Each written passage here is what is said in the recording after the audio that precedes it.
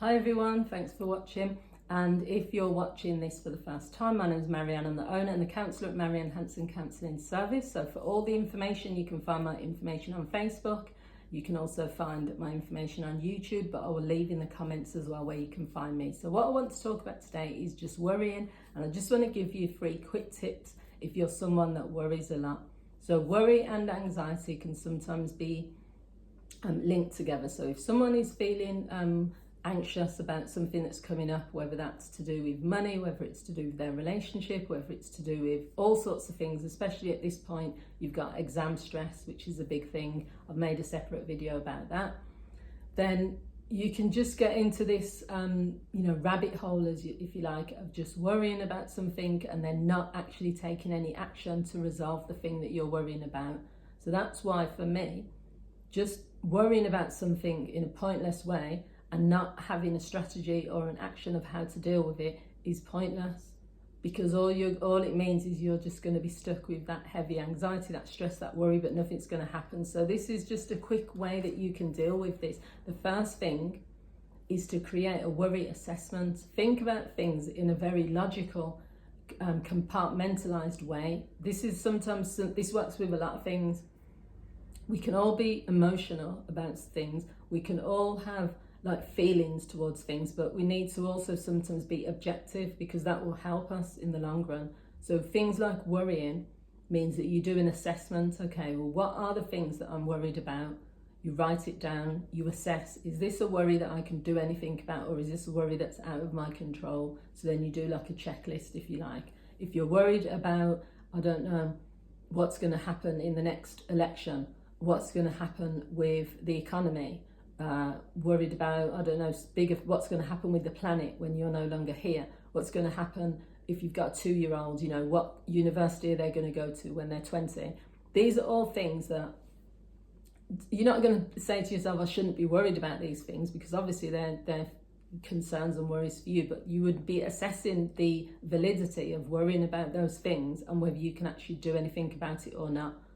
Okay, so you're assessing it in a logical way and a practical way. That's the first thing. The second thing you can do when you're worrying too much is to think about all of your resources. What are your inner resources and your external resources that will help you to be less worried about this thing, or to actually combat the worries that you have? So a good strategy might be something that your counsellor, if you've had counselling, your counsellor might have said to you how to do this. Do a worry chart or something like that. It might be a book that you say, well, I've read this book and it tells me how to work on worries. It might be you speak to a specific person. I know my family or my friend or my partner, how they deal with their worries is different from me, so maybe I'll go to them and get some tips from them. So you would look at resources, external resources and inner resources, of how you would deal with it. And the third thing, which is the main thing, I could have made that the whole video, is to take action.